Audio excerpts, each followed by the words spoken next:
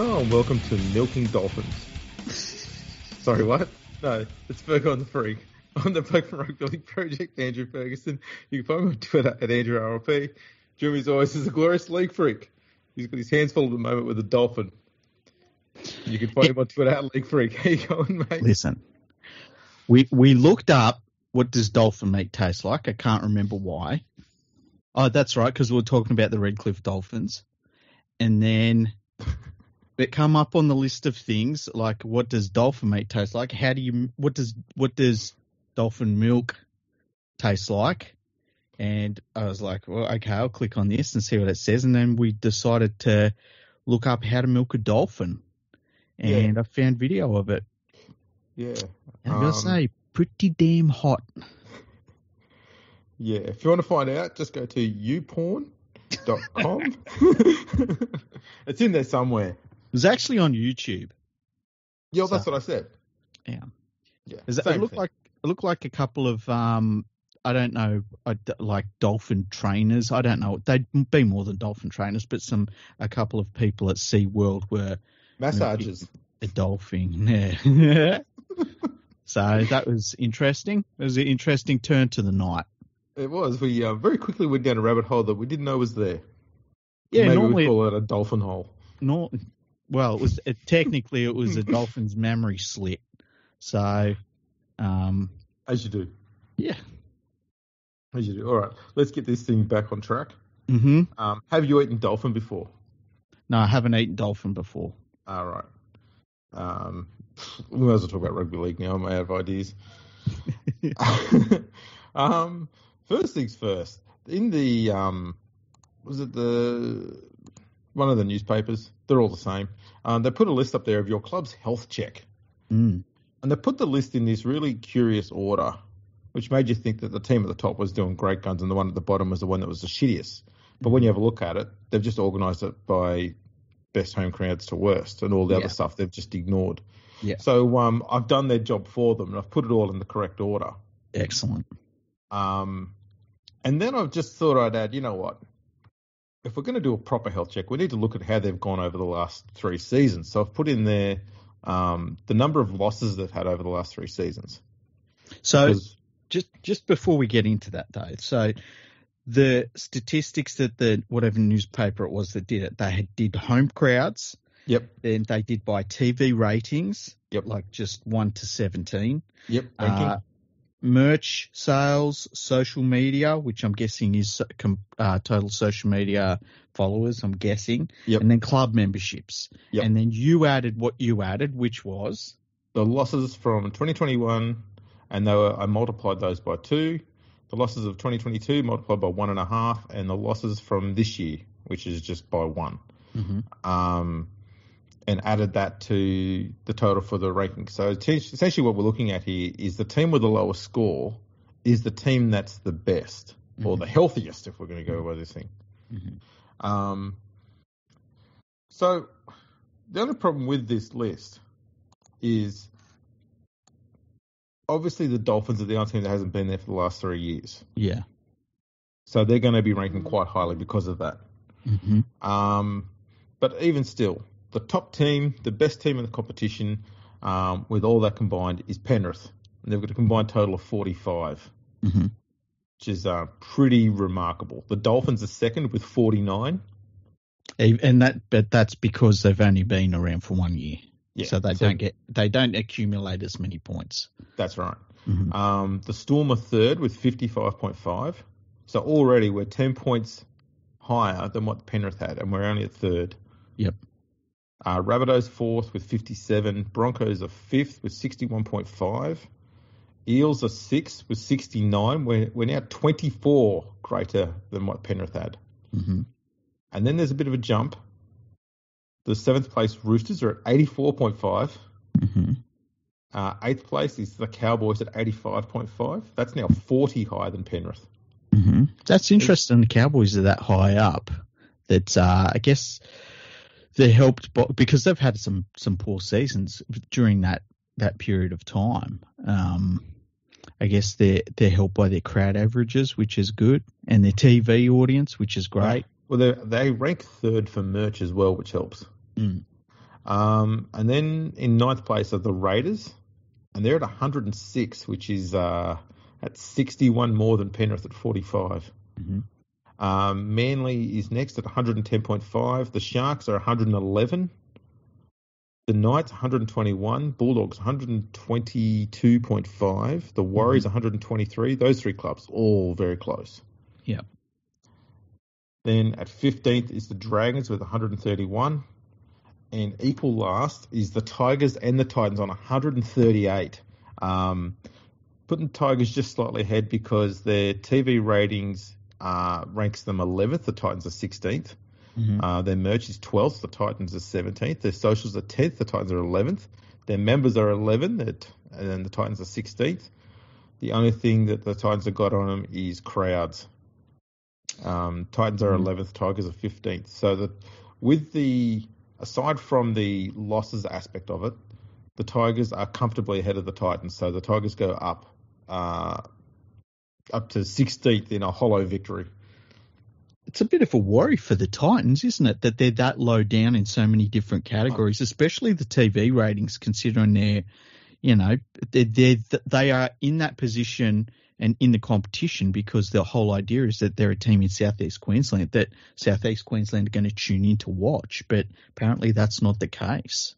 For me, there's a few things that are worrying here. So obviously the Titans, the biggest thing for these teams that are struggling that I'm going to name is for the Titans, it's not much competition for where they are, local competition. Like the Broncos are a good distance away and there's fuck all south of them. You've also got the Warriors. They've got a whole country themselves and they're fourth last. Yeah. The Knights are on the Newcastle coast all on their own, and they're, sixth last. The Tigers, they can't have too much of a different sort of a region size-wise to what Penrith have got, and yet look how far apart they are. Yeah. And it's it's basically three supporter bases now. Same goes for the Dragons. They're third last, and they've got all of Illawarra and south of that. And three supporter bases, St George, Illawarra, and the current merge one as well. So those sides are a real worry. They shouldn't be that low that it needs to be too, but they're just sitting on ninth. They're just in the middle. But those other four sides, they're worrying figures. Yeah, and I think, looking at the Titans membership base, 8,000, everyone else is over 14,000 from the look of this. Yeah, 14,000. Oh, no, then you've got 6,000 for the Warriors. I must admit, that seems really low for the Warriors. I don't think that figure's right. It does seem very low, especially considering, you look at their crowds this year. Their crowds have been absolutely fantastic. Maybe it's I don't know. It does seem wrong to me. Like if they're neglecting that membership influx of cash that you get out of it, that's it's a decision. They're a privately owned club. Maybe they made a decision that they didn't need to sort of focus on that area. And I guess to be fair, the Titans are privately owned as well. Here we go. I'll tell you why it's that figure. Okay. My good friends running over the League Unlimited website, they track membership numbers every year and they update it every month. Yeah. And the figures for the Titans, the Panthers, and the Warriors for this year haven't been supplied. Okay. The Warriors also wasn't supplied last year. So the last known figure that the Warriors had provided was in early 2021. So they hadn't even finished their membership drive that year. That was at 6,491. Okay, so maybe getting rid of the club memberships is the way to go. It could be, because we look at the 3 years prior, the Warriors had 18,000, 10,000, 18,000, and 18,000. Yeah, see, that makes more sense. Yeah. And the Titans were 10, 6.5, 7,800, 11,000, and 8,000 for this year. So theirs is about where it's about accurate. But the other thing too is the West Tigers one says it's 20,000 on here. Is that what they've got on the? No. Okay. It's close. It's close. But the thing is, it just shows how if your statistics aren't right to begin with, all of it's not right. You know what I mean? That's right. And it's like we thought this would be a really good episode to have a look at this sort of table because it was an interesting table. But then straight away, like we're starting to find problems with the statistics provided by whatever newspaper it was.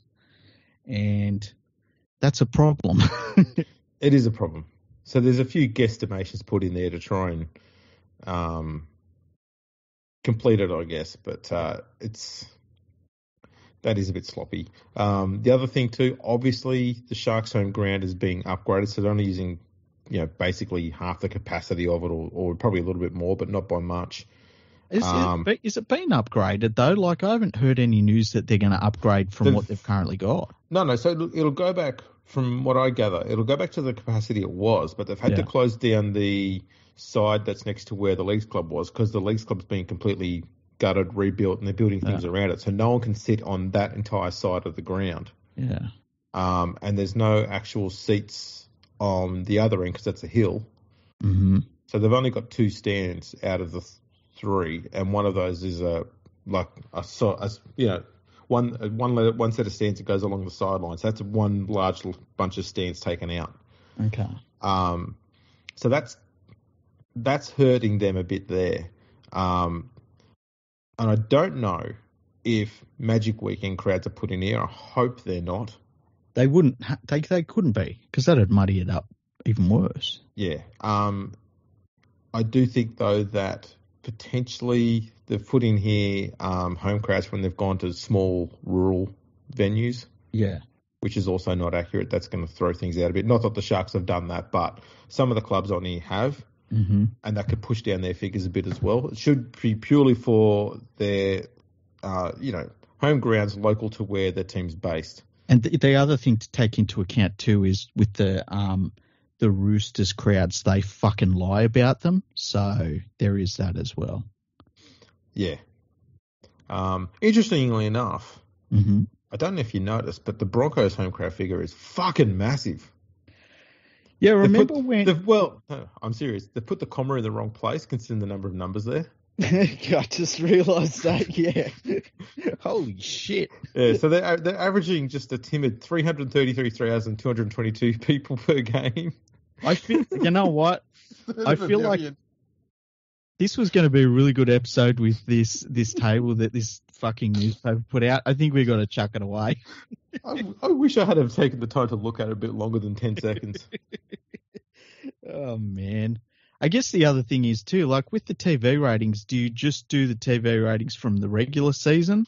Well, the thing, take in the TV rating? Because, like, straight away you're putting, like, a couple of, like, 3 million on, say, the Panthers for the last 3 years. Does that carry on through? And I don't know. It's pretty crazy. The other thing, too, is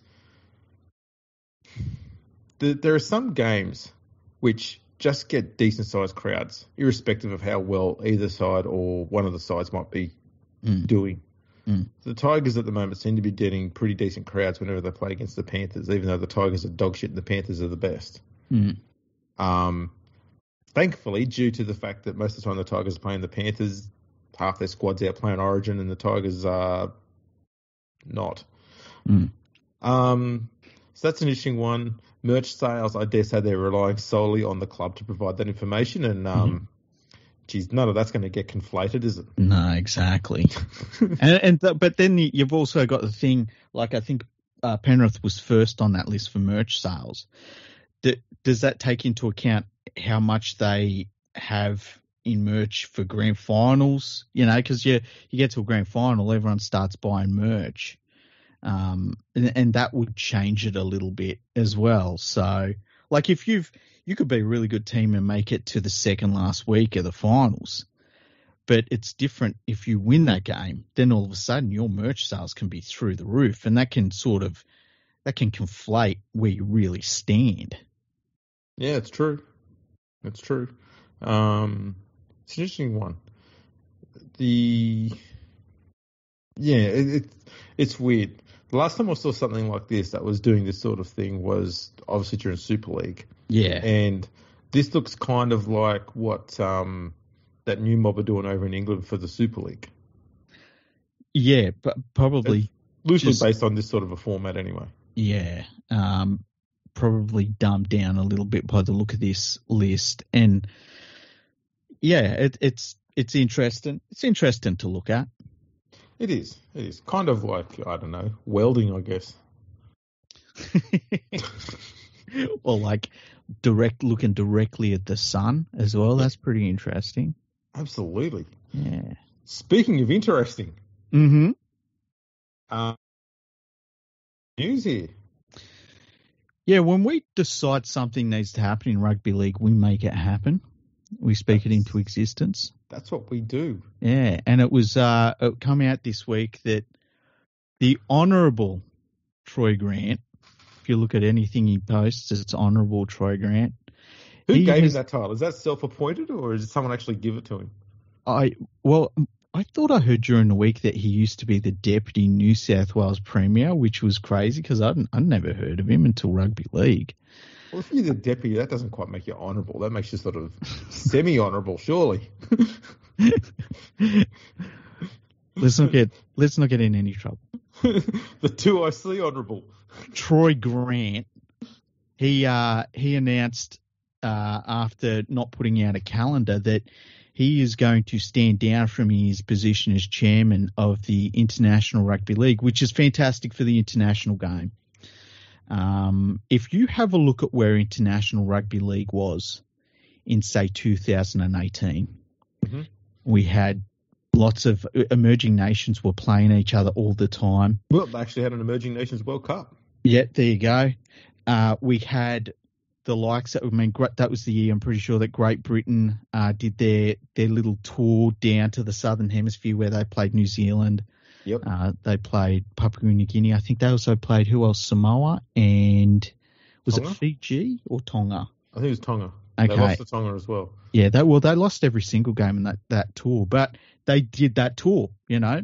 Yep. Tonga beat Australia, and there are no like, oh, Australia was missing this, or it was like they beat Australia flat out. Legit. Yep. They also organised the World Nines for the following year, I believe. Was it the following year, 2019? I thought the World Nines to 2019. It was around that point. Anyway, but the just generally, like, lots happening. Lots of test matches, tours, you know, emerging nations having their time, coming off the back of basically a World Cup at that point. Things were looking great. We were moving forward. Yeah. Troy Grant became the chairman of the International Rugby League in 2020, early 2020. Now, keep in mind, COVID was just hitting as Troy Grant became the chairman of the International Rugby League. And so there have been things that have had to be dealt with. I think it's fair to say that 2020 was a write-off for everyone, for just everything, life in general. 2021, a little bit better, but not much better.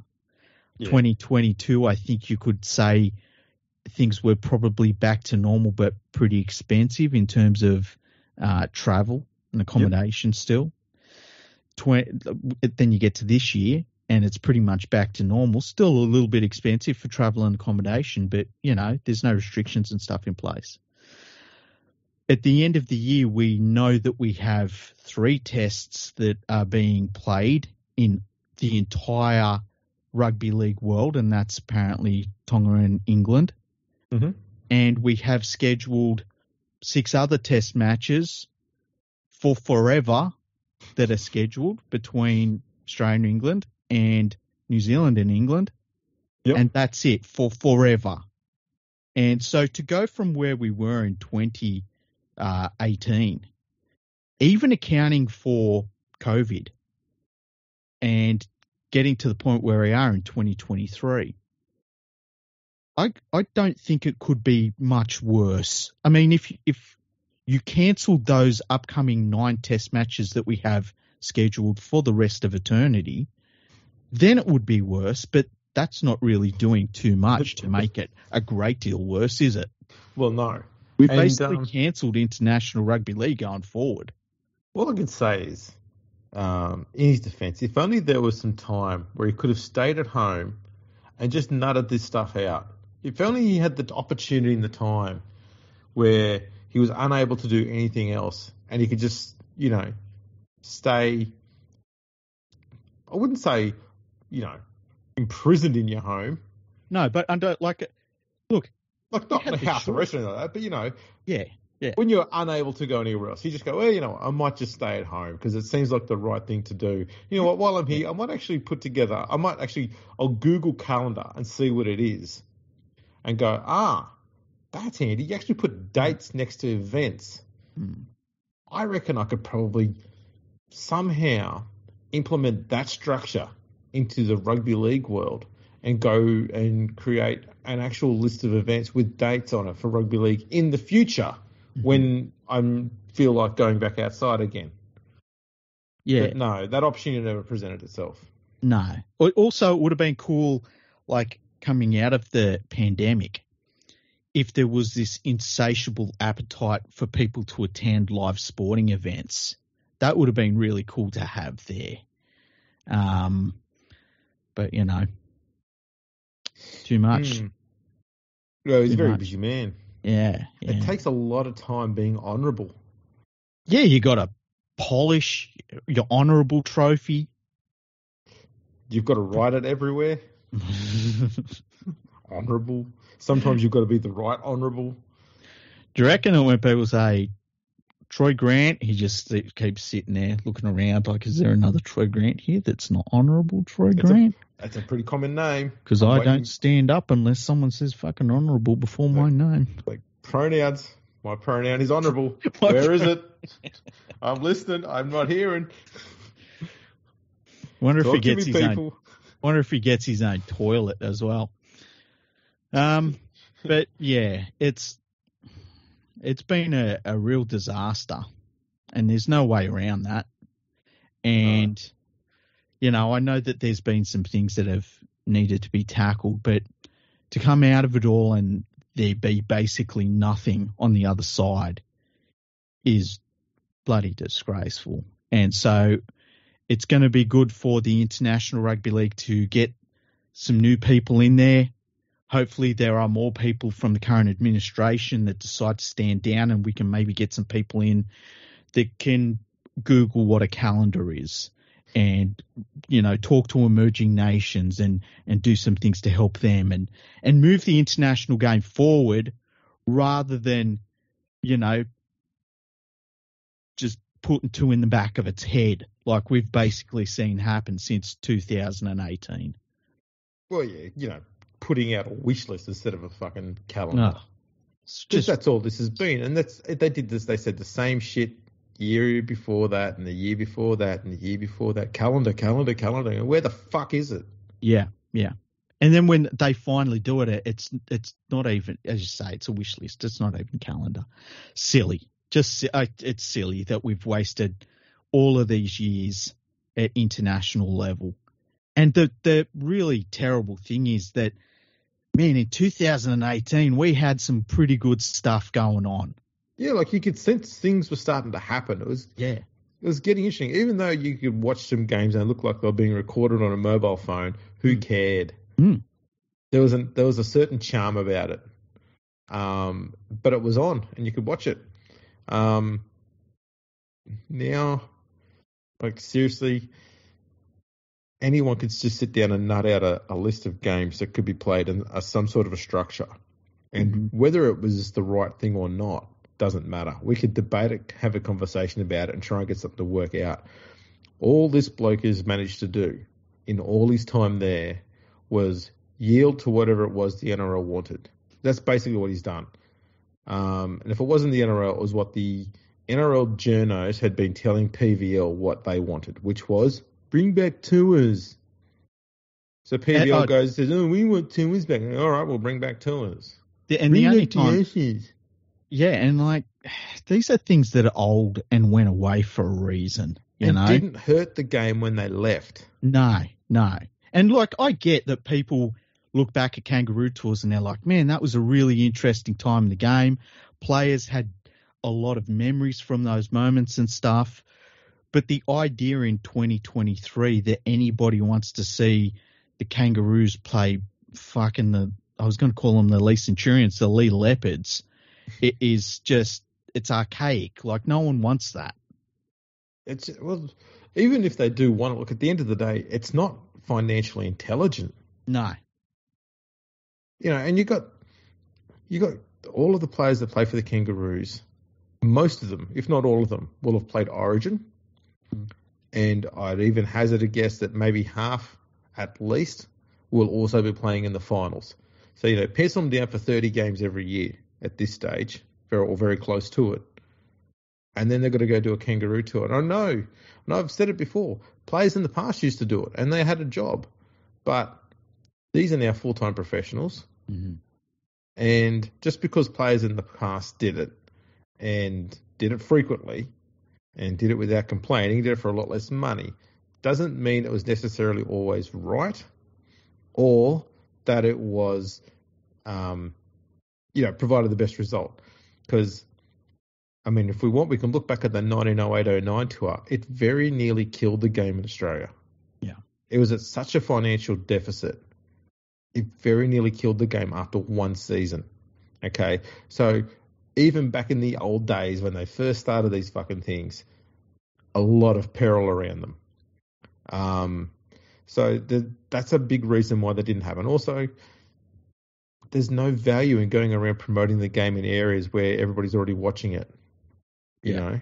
And so I guess the other thing is too, like as the game become more professional, Kangaroo Tours got smaller and smaller. Mm-hmm. And as every game started to become a television event and everything was televised, having 3 games in a week where you play, a couple of club sides and with your B team, and then your A team runs out in the weekend against, the Great Britain team, it just doesn't work anymore. No, it's just nuts. Yeah. That's why I think the only way you can have a tour these days is like what Great Britain did, and that is every game is an international. Yeah, and that was really interesting to watch. We saw them against varied opponents in, different places. It was really cool to see happen. And I know that they didn't get the results they wanted, but we're still talking about that tour that they did. Yeah, and we're not sitting there going, geez, I wish they had played against the West Tigers. No, not at all. No. And so that's how it's got to be. There've got to be those short, sharp tours so you get as much international football being played as possible and no time wasted on useless games that don't matter against club teams. And I know people go, why can't Australia go out and play fucking Barrow? Why? What's the point of it? If they want a mildly opposed training session, they can do it in their own spare time. We want to see proper international football. Yeah, 100%. So yeah, the ideas of those old tools are they're silly in this day and age, but it doesn't matter because we're not playing international rugby league anymore, unfortunately. So hopefully the next people that go into them roles at the international rugby league start things up again, put some real things in place. Don't just write down wish lists. They actually put a calendar in place and we start playing international rugby league again. We can only hope so anyway. Absolutely. Who, though? Well, actually, not a specific person. Where should the next head of the IRL come from? Should it be someone from the Southern Hemisphere or the Northern Hemisphere? Look, Troy Grant's Australian, so I don't think that side of it matters. Hey, I think. Well, I'll rephrase it. Do we want someone who's going to be a lackey for the NRL or a lackey for Super League? Because that's basically what they've always ever been. Yeah, and it can't be a lackey for the New Zealand Rugby League because that will just be someone that does even less. You would have said before you would have liked it to be someone from the French Rugby League, but when they've bid for that Rugby League World Cup and then they haven't delivered and it's not delivering within a few months, that's a real hammer blow for them. And I think that they would agree with that. And I think that they would agree that for them, the best thing for them to do in France is to just take a step back and let everyone else sort some stuff out for a while before they step forward with something again. And it's not ideal, but I think that that's the best thing for them, because anything that somebody from the French Rugby League tries to do internationally on a greater scale right now is going to be met with skepticism just because of what happened with the 2025 World Cup. Yeah. I did have an idea actually about this one. Okay. Remember a few years ago, in Formula One, Bernie Ecclestone finally stepped down as the head of Formula One and handed over the reins of the coverage, everything to do with the game, to an American company. Yes. Which unheard of, given that essentially Formula One is very largely British, because nearly all the teams are based in the UK, and a lot of the races are raced largely around Europe. Yeah. And let's be honest, a lot of people at the time thought that this US firm that took over would be the death knell of Formula One. Yeah, they don't get Formula One. They'll stuff it up. I remember, yeah. And that hasn't happened. No, it's gone from strength to strength. Yeah, they created a regular series on Netflix, which has just helped to drag more people into it from new markets, mostly the US. What if something similar could happen with rugby league? A US firm takes over an entertainment company that understands the sport as well, but also understands how to maximize income out of it and get more money into it. At this point, I wouldn't be against it, because we're starting from zero pretty much, and we've tried many other different ways, and we've seen that it's been a case of not too bad is about as good as it's got. And that's what I would say about where we're at sort of in 2018 to the disaster that we have now. So I wouldn't be against it. But I reckon that'd be a smart way. Because imagine if just by chance, right, if it did follow that, then we had a Netflix series came out on it. Imagine what that would do for the game, especially in the US, where it's been trying for decades to get itself established there, only to fall apart every time due to fucking bickering over who's running what comp and what's the right comp and not. Yeah.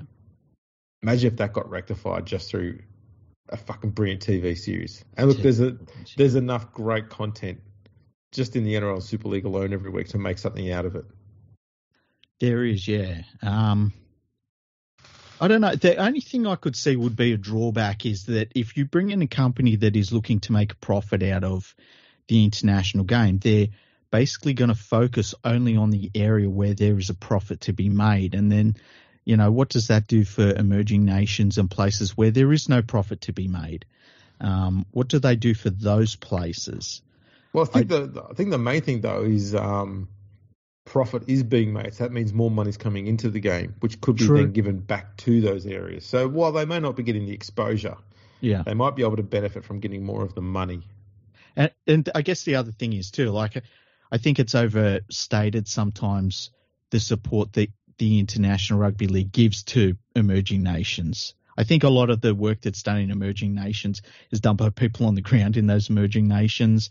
And, if you said to those people, how much support do you get? They'd probably say, we get an email from them every so often. Yeah. We want you to fill out some paperwork to make sure you've got all of your membership status up to date. Yeah, pretty much. Have you set up a bank account? Shit like that. What's your website? Is your website up to date? What's your phone number? Have you got a fax machine yet? Fax machine. Don't forget your MSN handle. Thanks, mate. Shit like that. Look, I think it's not a bad idea, Andrew, and I think it would take a lot of, because I think one of the things about the International Rugby League is that because all of the nations are basically trying to look after what they're doing domestically within themselves, it is an extra burden for them to then have to take some of that focus and then put it elsewhere. And so if it was handed over to a private equity company, for instance, somebody's running it for them.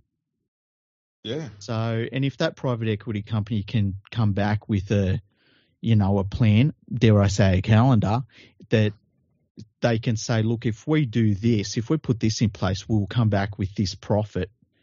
I think that would probably, be something that all of the rugby leagues would be happy to see. I really would just be a little worried about that they don't forget the emerging nations, which that is the majority of the nations in the rugby league playing world.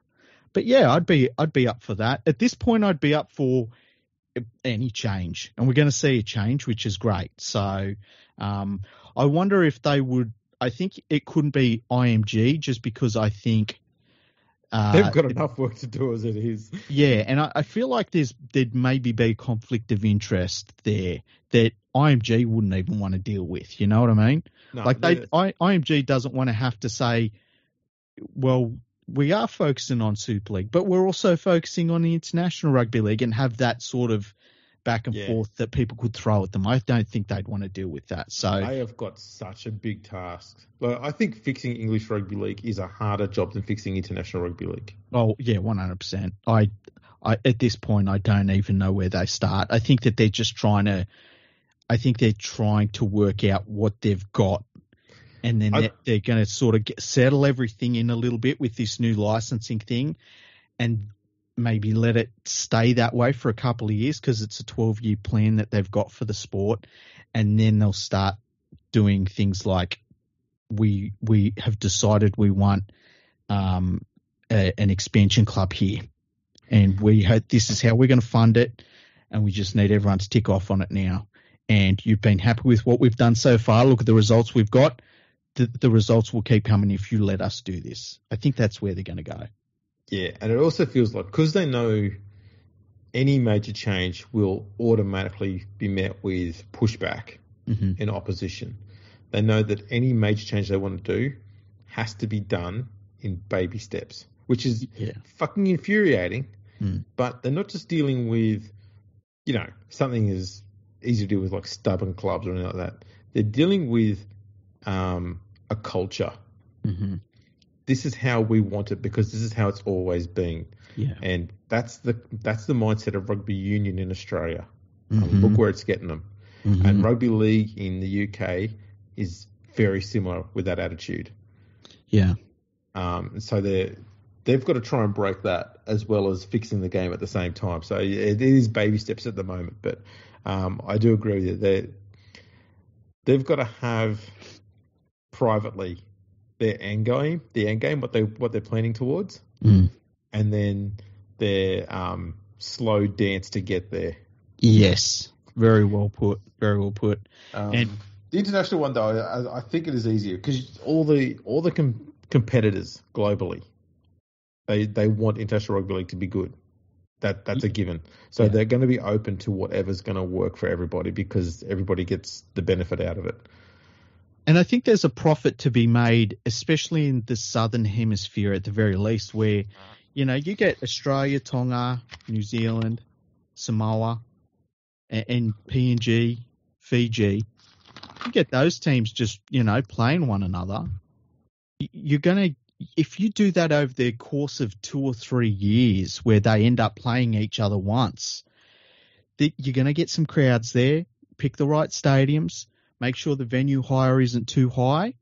It's going to work out for you. I've just had an idea developing in my head here. Okay. What if every single nation that's in the top 16, okay, on the world rankings. Yeah. Doesn't matter how good they are, okay. But what if every team that's in the top 16 adopted a team from the next 16 who they would do training sessions with? They don't have to play games against them. Do training sessions with, try and help them get better at what they do, and then have them play the opening game of a major test. So say, for example, Australia has, I don't know who's in there. Let's go with Germany as their team, okay? They bring Germany over. Australia does all their training sessions with Germany, post training and stuff like that. It's not done purely to train the Germans up, but it's about to get them to realise, the sort of contact that's going to be done, the lines they run, just little things here and there. They're observing by being involved, but without a scoreline being there to fucking crush their spirits. But they're training with the Australians. That's the main thing. And then it's all training because Australia's about to play their first test against Great Britain. But as the start-up game, it could be Germany playing against Netherlands. And that can be your game before it. So they're getting to play in front of a huge crowd. Mm-hmm. It's going to be a close game because they're playing against a team that's at the same level. But at the same time, Netherlands are going to have been doing their training session with England, for example. I think it's a really nice idea. I don't think it'll work in practice, and I'll tell you why. It'd be like the Australian team doing a similar thing with, and I'd say their name because I was looking them up the other day, the Coffs Harbour Axemen or whatever they're called, Like that would be the level of play that they'd be training with and working with, and, how much will they affect the play of that team and what will be the flow-on effects from them, training with the Australian team. I don't know that it's going to be a great deal because they are so vastly different in pretty much every single area of the game, But that's why it'd be a training session, not an actual game. Because I generally think, as much as people might argue with this, Australia playing someone like Germany and beating them by 110-0, I don't see how that does anything for Germany or Australia or International Rugby League. No one wins in that. No, and we saw that throughout the last World Cup where you would just watch a game and be like, this is doing nothing for anybody. And you'd hear people say, oh, this is really good for them and they'll learn from this. Like, and they'll learn what? How to stand under their goalposts and watch the other team kick goals? It does nothing when you see scorelines like that. There is a point where, the returns are just non-existent. That's right. Especially when the team winning, they're not doing remarkable shit to win. Yeah, they're doing the basics, and that's the thing about the different levels between. I mean, you could get, and I'm not trying to denigrate German rugby league. It'd be like I'm trying to think of another sport. Well, it'd be like one of the, say, Real Madrid, and them training with a Sydney soccer-based club. Like, how much are they all going to get out of that? I don't know that you're going to get much out of it. You'll get a lot of memories for the Sydney team, but Real Madrid, I mean, they're going to tire of that sort of thing because that breaks into their professional time for their own professional development. Yes. I think that you could do it differently. I tend to think that we need to look at International Rugby League and be realistic about the levels that we've all got. You look at someone like England, they're so far ahead of even Wales that when they play one another, what do either of them get out of playing England versus Wales? Not much at all. There's no flow-on effect there. There's no great epiphany for Wales, and England just gets nothing out of it. Even when you look at England play France, how much has that been getting for either of those nations? Now, I'm not saying that it's not worthwhile playing that game, but I don't think we've seen France have that big moment where they've gone like, oh, yeah, this is what we've got to do from now on. They haven't got better just playing England. Yeah, but I think a lot of that, though, comes down to constantly playing the same opponents all the time. Like for France, they're constantly playing the same English players all the time, just like when Australia plays New Zealand. Because they're playing, it's just the Super League, but everyone just wearing different jumpers. It's just like Australia and New Zealand is the NRL with different jumpers on. It's not that much different, and there's a lot of same systems and processes in place, so the results are going to be the same every time. So I was thinking if you got one of those clubs and you brought them down here, maybe not with the Australian team, but maybe they could come down, I guess, and do off-season training with an NRL side. Just something like that, just so they get an idea of the level you need to be at and the things you got to do and the things you can learn, but without actually impacting on the NRL team. So, it could be Netherlands coming down and running the fucking dunes at Cronulla with the Sharks. It's just it could be any fucking thing, but just something to help them get to that next level. Because at the current rate and the way that everything's structured and set up, it's not designed to make them get better. It's designed to keep them where they are. Yeah, And that doesn't help. Everyone's treading water. Even Australia is. When was the last time Australia really had to push themselves for consecutive years? Like, there's been a year here and there where they've lost and stuff. But how long? Well, like, there's never been a point where the Australian Rugby League setup has thought, we have a mountain to climb and we need to play our ass off to get there. A lot of that comes down just to their consistency. Like, you can't argue that Australia isn't the most consistent rugby league playing nation in the world. You watch an Australian game, even when they're at their worst, they're going to be like 85%. And there's no other nation can say that. Like, you know, you look at England at their worst, they would like to play 85%. You know, it's that I think that's one of the big problems, and that's you work that out by playing consistent internationals. Unfortunately, international rugby league's dead at the moment, so that's a problem. But yeah, look, I think that it needs to be realistic. And the other thing I guess you need to remember is that, you know, these are amateur players that have jobs and stuff, and to ask them to up and leave to go and do training sessions with the Cronulla Sharks, it's a cool idea, but there'd be a lot of players that'd be like, man, I can't leave my work for that long. It's okay. We'll just give them all Super League contracts.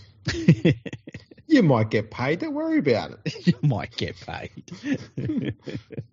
Just, you know, if you see Bradford on there, just go, maybe not. I'll wait it out. Harsh but fair. Yeah. Sorry, Bulls fans. Not sorry. Moving on, Wade Graham announced he's retiring at the end of the year. Yeah, I think it's a good move, hey? I think that absolutely. Yeah, it was time. It's probably time last year, to be fair.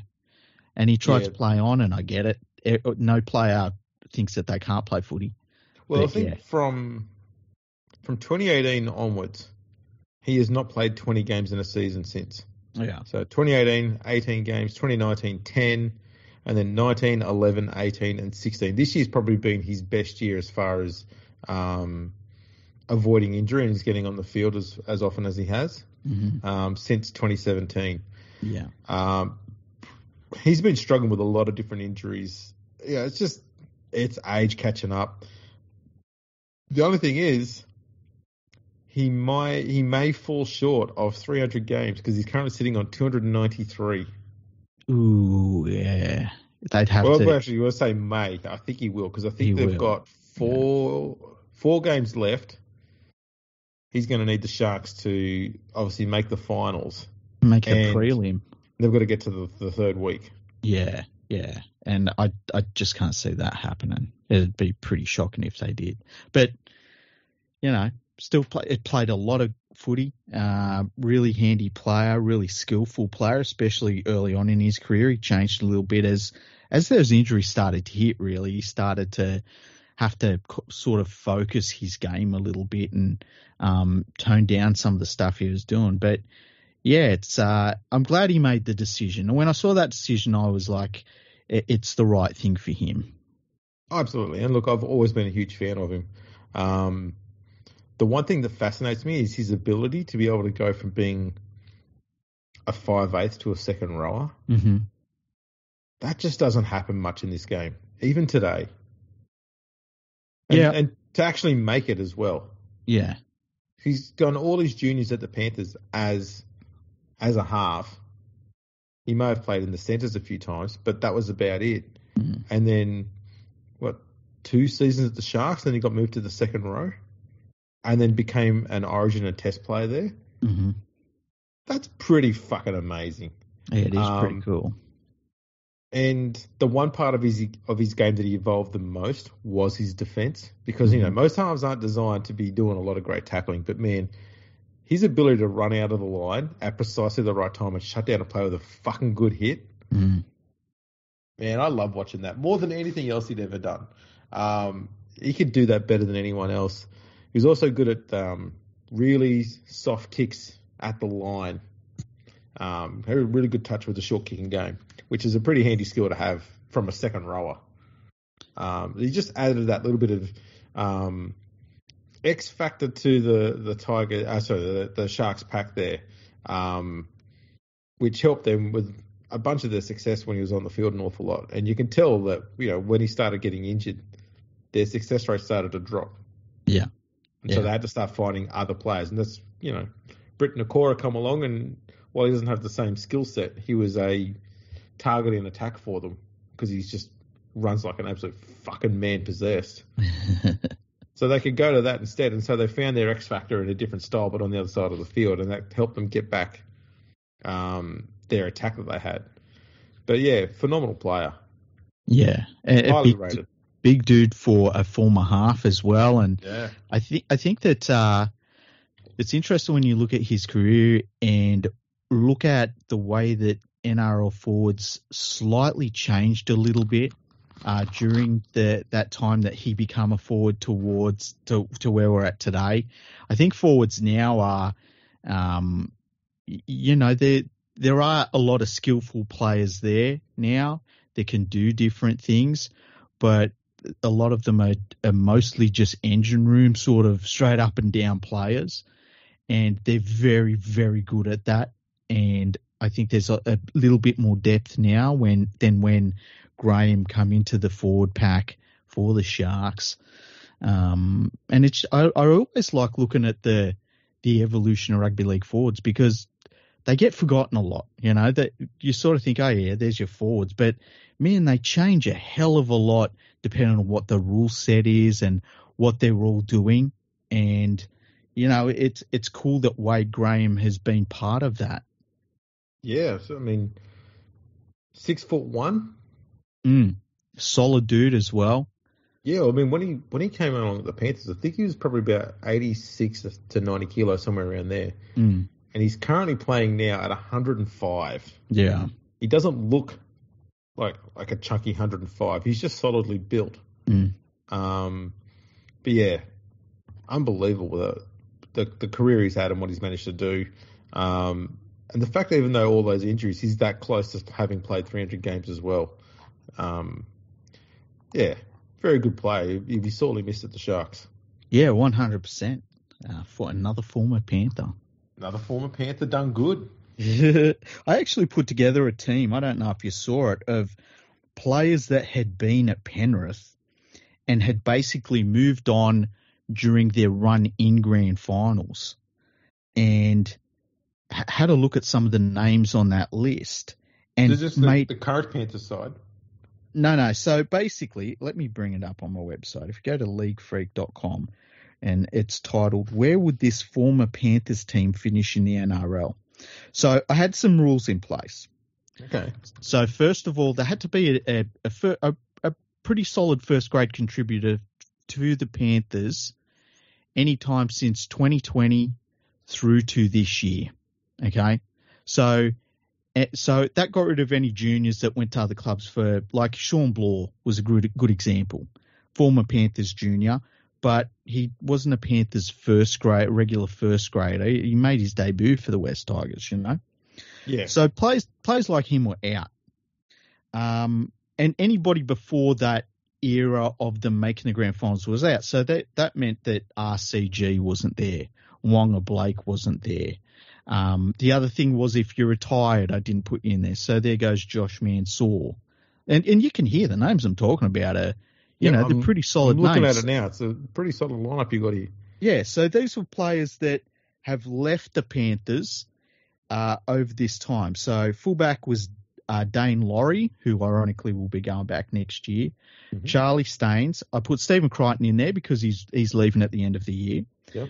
Brent Naden, Robert Jennings, Matt Burton, Sean O'Sullivan, Jack Hetherington, who plays for the Newcastle Knights at prop, Api Coruscant, who's having, I think, the best year of his career at the West Tigers right now, Spencer Leniu, who's still at the Panthers, but he's leaving at the end of the year for the Roosters, Viliami Kikau, Jermaine Hopegood, Kirk Capewell at lock, and then you've got Paul Momirovski, James Tarmo, who's still at the Cowboys, Jermaine Salmon, who's leaving at the end of the year for the Panthers, Jack Cogger, who's leaving at the end of the year for the Panthers, and Tyrone May, who's over playing in Super League at the moment. And that's a team I put together with some pretty heavy, like, rules in place, so I just couldn't name everyone, you know? Yeah. And I wondered, like, where would it finish in the NRL if they played this year? And my general feeling was, and it's a lot of feedback I got from it as well, was probably you couldn't look at it and say definitely a finals team, but they're in that range of, say, maybe 7 to 12 on the ladder. Let me put it to you like this then. Okay. Do you think the current Raiders side is better than that? I think there are more game breakers in this Panthers team than in the Raiders. And the Raiders are what, 5th at the moment? Yeah, I feel like that's a bit misleading, their 5th, though. As we've talked about with their for and against record and stuff. I think that's a bit of an anomaly, is my personal feeling. All right. So we'll take the Raiders out of it then. Would you take... Okay, here's a question for you. Would you... I was going to say, how do you rate them then compared to Newcastle? I think that's a better team than Newcastle. I think they're... And Newcastle's 7th, and their points difference is plus 74 as well. I think they've got a better hooker. They've got a better halves. I think that back line has got a little bit more bite to it. The forward pack is really good, especially that starting forward pack. That's really good. I'd put them at 7th or 8th. You reckon? Yep. Yeah, I feel like they're in that between 7th and 12th. And the way I described it was they're between about 7th and 12th. And like all of those teams between 7th and 12th right now, a good run would see them make the finals. Yeah. That's the only possible weak side would be O'Sullivan at halfback. Yeah. But I don't think it's that much of a weakness given you've got the kicking game of Burton there, the running game of Laurie outside him, and the fact that, as we've seen the last few weeks, Coruscant can play halfback. Mm-hmm. So he's more than ably supported. It doesn't matter now. I suppose the only issue would be I'm not sold on Naden as a centre. Yeah, neither am I, but I mean... Or Staines as a winger, but I mean, it's still... You can get around that. Yeah, and look, Staines has won a premiership as a winger, right? Yeah. Look, Naden's won a premiership. What was he playing? Was he playing in the centre? I think he was on the wing. He might have been a winger. I'd probably be more inclined to put Momirovski at centre. Yeah, Momirovski was one of those players where I wasn't sure if he'd retired or not, and he hasn't retired yet. He's had a horror run with injuries, hasn't he? Yeah, he has, yeah. So, because I was like, I'm sure he retired, and I started researching it, and it's like, no, he hasn't retired yet. He's a Roosters player at the moment. So, yeah, he was... I added him a little bit late, and I probably would put him in the centres if I had to do it again. You could even put Capewell in the centres, but so you could do that. Yeah, and he played a lot of centre for Penrith. But, not a bad side. And I put it together basically thinking about the salary cap talk and, like, is the salary cap working? And when you look at all those players that Penrith have lost over the last, say from 2020 to now, going into next year, that's a lot of bloody good players. Yeah. It's always funny when that stupidity of, is the salary cap working, turns up. Yeah. So, well, yeah, it is. But as we've seen, it takes something rather fucking ridiculous, and it's completely in forward planning to get around what the salary cap does. The Broncos did it for a long time because they had the entire Brisbane comp to work from, but they'd be able to get players together and get them playing alongside each other as teenagers and keep them together and to make little combinations. So by the time they get to first grade, everything just falls together. And they keep rolling them off the production line. And Penrith have done that. The Storm for a long time would get players that have come from similar regions, or they played a bit of time together, or they get them to play together in the lower grades before they brought them into first grade together. There's just... It's all about planning. It's all about having those structures in place and looking at stuff not now, but, 2, 5, 10 years down the track and constantly be doing all of that. And it's something that the Panthers have been doing better than anybody else for the last few years. But they're not the first team to have done it either. But that's what it takes, though. Yeah, and look, I think that as we've seen with pretty much every single premiership winning team that wasn't breaking the cap, since the salary cap really come into place and was enforced, they've all been slowly, disintegrated by the salary cap and losing players, and then you just need 1 or 2 retirements, and all of a sudden it's all over. Your run's over. The difference I think we're seeing with this Panthers team, and you and me have talked about how they're a real anomaly for most eras of rugby league, is that it's like wanting to have $100 in your back pocket all the time just in case you want to buy something cool. But at the same time, you've got a tree out the back that, spits out $20 notes every couple of months. And so you don't have to worry too much that if you spend $20, because you've got another $20 coming out of your money tree, That's right. That's that Panthers junior base that is just at the moment is we've seen it spit out some amazing talent at times, and I think of that 2003 team where all of a sudden, within the space of about 18 months, there must have been half a dozen true international talent come out of that Panthers base all at once. I think what we're seeing now out of the Panthers junior base is even better, which is crazy to think about. Yeah, I mean, the only thing they've got now is, and they'll start me thinking about it now, is most of these guys who are playing together, if they do keep them together, they're all going to be retiring around the same time. Yes. So the process starts kind of now they're in their mid-20s. Who are the, 12, 13, 14-year-olds coming through our ranks that we need to start looking at that are going to be replacing these guys? Yeah.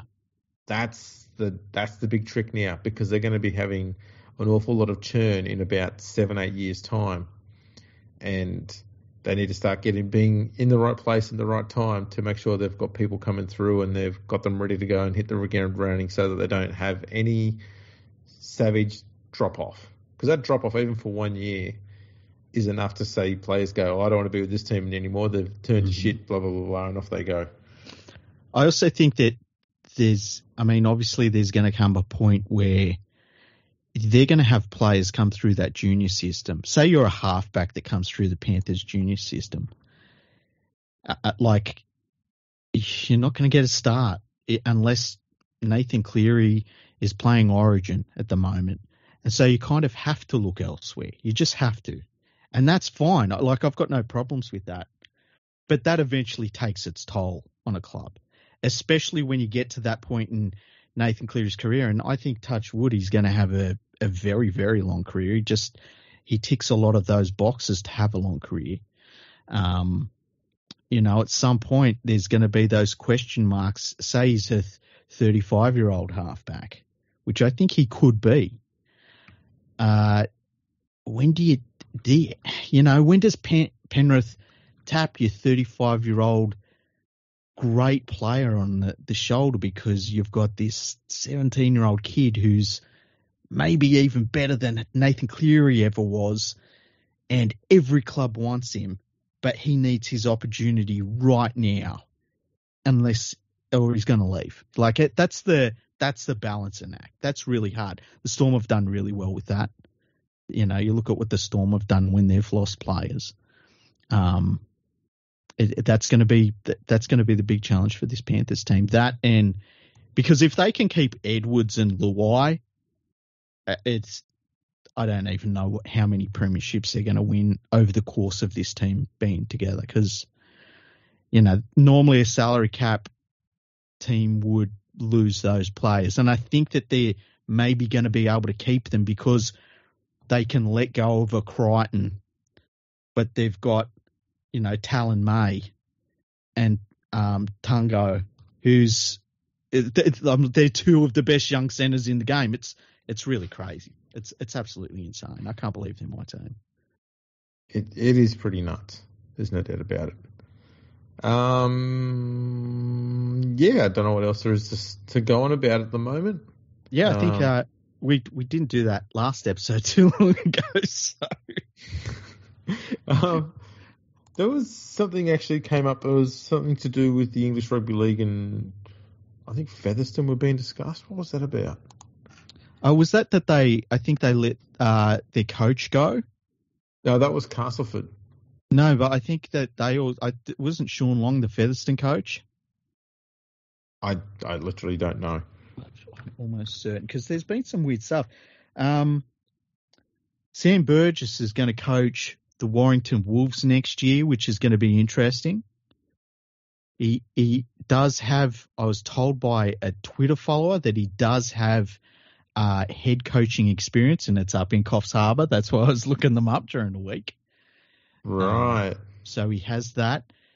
And we've talked about you don't know if someone's a good head coach until they're coaching. No one knows who the next great coach is until they're coaching. And you see if they're good or not. So I don't mind Warrington rolling the dice. No, that's true.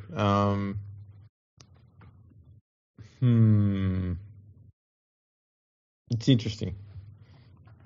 He doesn't have to drive the team bus, does he? Don't think he legally is allowed to at the moment, is he? I don't know. Here's a story. I'm just looking through news at the moment in the Super League because we've got a few English listeners. Okay. They need to be told what's going on. The Catalan Dragons have been fined £25,000, half of which has been suspended till the end of the 2023 season following the misbehaviour of their supporters at the Super League playoff fixture against Leeds Rhinos in September. Was that the drama last year? What happened in that? There's some drama in the crowds or in the grandstand or something. Yeah, well, I remember there was something happened, but I can't remember what it was. It was in September. I mean, we're not there yet, unless they're foreseeing something coming up. It was last September. It's got to be. Yeah. By the way, Featherston Rovers did sack Sean Long. Oh, right. Yeah. Well, that doesn't seem right. It's English Rugby League, man. It's kind of weird. Well, I mean, they're only sitting at the top of the ladder. Yeah. Sean Long left. Here's one. Here's an interesting one. This is from Rugby League News. Hang on. This is serious about Rugby League. Sean Long left Featherston Rovers because of IMG. This is written by Cam Patterson on the 8th of August on Serious About Rugby League. Yesterday, Featherston Rovers shocked everyone when they announced the immediate departure of Warrington Wolves linked Sean Long. Now, obviously, Long didn't end up going to the Warrington Wolves. The Super League legend in every sense, Long has worked for Warrington Wolves, that should be, Leeds Rhinos, and as an assistant coach in rugby union. This was his first head coaching role for the Featherston Rovers. He was tasked with replacing Brian McDermott. Man, that's easy. You just got to turn up. According to the club, it is vital. It is vital they achieve promotion in 2023 due to the IMG grading approach in 2024 onwards, which they hinted could work against them. This is framed by the club as the main reason for his exit after another defeat against their promotion rivals, Halifax Panthers. Okay. Wow. They all but directly mentioned IMG in their statement. So let me see. This looks like it's their statement. I don't know. It's like, what are we doing? Who gives a fuck? It's a weird one. Look, this is the problem that clubs that are on the bubble of getting a promotion into Super League or maybe getting promotion and not being accepted because they don't tick certain boxes. This is the pressure. These are the pressures that they're going to face and where they might have to make those decisions, And if it's someone like Featherston, they're miles ahead on championship. but they get overlooked because the only area that they're doing well in is on-field results. Yeah. Then that's fine that they don't get promoted because they've got a set criteria there and you need to survive there. Yeah. And you can't take your results from last year into next year. Like No. you've got to have everything else going for you if you're going to survive up there. Mm-hmm. But yeah, that's what they're all going to do. Oh, we won the championship. How come we didn't get promoted? Going, you've all been told what the fucking system is. Yeah. Don't all fall back on this. Oh, but we were the best team in championship. That's enough. And you're going, no, that's what the system used to be, not what the system currently is. Get with the fucking program. Yeah. And look, I understand the reaction by them. And man, it would be so disappointing. It would be super disappointing. But at the same time, like the mindset has to change from they're locking us out to we need to build more here, you know? Yeah. Because it's a chance to build more. It's a chance to not survive year to year based on, you know, we have to make Super League or we'll go bust, which some teams have done. Yep. We don't want that. We want teams to be able to build themselves and grow and get to a point where at Featherston Rovers, you look at it and you say they tick so many different boxes that we can't not promote them. You know, we have to. They have to be part of Super League. They're a big enough club now, and that's the goal. Absolutely. Yeah, other than that, this weekend, the Challenge Cup finals on. Lee Leopards have announced the signing immediately of Kai O'Donnell in Super League talk. He is a NRL superstar, but over here he played like 7 games or something. Who knows? What do you think about signing a player like that? Do you think, for especially for a cup final, do you think that shouldn't be allowed? I don't care, to be honest. Yeah. It's fine. What if they had, say they signed, imagine if, because they're playing Hull KR, imagine Hull KR signs Appy Coruscant for the rest of the year.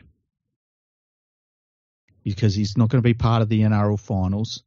And he talks to the West Tigers and he says, look, I'm getting on. I'm going to be putting K's into my legs in the NRL that maybe you don't want me to be putting in. I can go over to England, jag a Challenge Cup final appearance, and then we've got a handshake agreement that I'm going to kind of sit out the rest of the year. I'm fine with it, seriously. Yeah? Yeah, it doesn't worry me. As long as it meets the requirements of all the said salary caps and everything like that, go for it. Why not?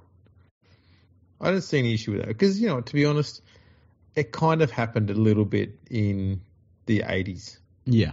I mean, we'll go back to the Steve Roach issue. Yeah, I was just thinking about it. And that's a flip side of it. Yeah. So a player gets suspended for like 3 or 4 weeks, and it's 2 weeks to the finals. Go sign to go and play with an English club team, specifically one that has got Challenge Cup games coming up in the same week it's got Premiership games coming up because they played those Challenge Cup games midweek. Mm-hmm. So next thing you know, there's 4 games in a fortnight. Well, I was over here for those 4 games. Oh, look, what do you know? I need to go back home. Oh, I've sat out my 4 games. You ripper. Come back and they play after missing just 2 weeks of footy and they're back in time to play finals footy, even though they missed 4 games. Mm-hmm. Plus you include the 2 games here as well that they missed. So, you know, that's 6 games they probably missed. So it's an easy way to rack up bypassing suspensions. Steve Roach tried it during the finals because he got a 2-week suspension. The English club even agreed to it, knowing full well what it meant. And then as he was about to set off on the plane, the New South Wales Rugby League said, yeah, you know what, we're not allowing that anymore. It's 2 weeks, not 2 games. And he's like, well, no point going over there then. That's me fucked. Yeah. It's funny it took that long to close that loophole, hey? Yes. It's pretty stupid, that rule. I think that's really the only thing that we miss with I think that them playing over in summer, the English Super League playing in their summer has been really good for them. Like, I wouldn't change that for the world. But, I probably would change that for the world, actually. You give me the whole world, they're going back to winter. But having said that, I think that us missing out on the top players playing in both comps, even if it was just for a little bit in the different seasons, I think it would be cool if we still had that, but we don't. So, and everyone survives. I don't know why they don't have championship run in the winter. Think about that. So Super League can run in summer adjacent to the NRL. Yeah. But if any, especially fringe NRL players, need some game time in our off season, other than just doing training, there's an idea. And what do you know? You help them make English Rugby League a little bit better. Not much, but a little bit. You're getting a bit of expertise. You're getting a bit of experience. And you're getting watched by your coach. You're playing an actual game. And you come back to your Australian clubs. Like, right, this is what we're going to work on. Everything you learnt from an English coach, forget that. Let's work on this stuff. See, I remember when I used to go on the Pommy forums, and it wasn't too long after they made the switch, really, when you think about it. And they were still talking about what it was like when they had the winter season over there, and there was just a lot of talk about, going to every game and the weather sucked, like every single one, and it was always freezing and the pitches were always ruined. And I think that the other thing was too, they kind of wanted to get away from just being completely demolished by the soccer season as well. But you wouldn't have that problem with the championship because, it's going to get demolished by everything else anyway. But I wonder what effect it would have on crowds and stuff like that. Because, I could see where that would be a good move for them. I've always thought that they should do that because not only just for the fringe NRL players, but even a lot of Super League players as well. If you're not getting that many games in the Super League season, but you want to play a bit more, you can go and play with a championship side. Could also be a way to supplement your income, take some pressure off the Super League team's salary cap. I don't know, but that could be an idea there as well. There's a million different things you could look at there to be a positive that they could work with there. Because, the other main thing is championship is no longer then competing with Super League for crowds. Yeah. That's got to be. Oh, are you there? Yeah, I'm still here. You just disappeared all of a sudden. Right. Wow. The system decided that I'm a fucking idiot and I don't need to listen to anymore. It was like somebody turned down the volume on you. It was really strange. Oh, right. Yeah, you're good though. You're good. You're back. I'm back. Oh, trust me, you didn't miss anything, people. No, it's got some merit. I would be interested to see what a follower of a championship club thought about that.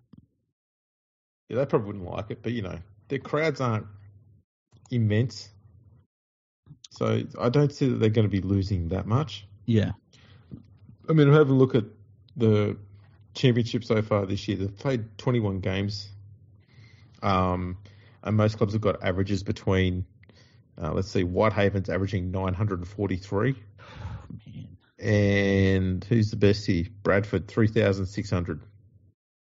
Yeah, and you always got to take any number that comes out of Bradford with a pinch of salt. Are you saying they're not good with numbers? Yes.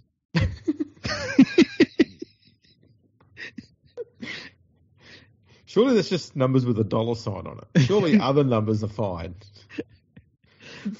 Mate, they can't even mark out a fucking 120 metres for a full-size pitch, all right?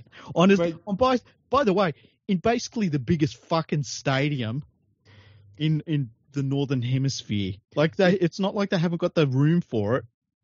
No, but if you count the bit where it goes up, if that was laid down flat, it would go all the way correct.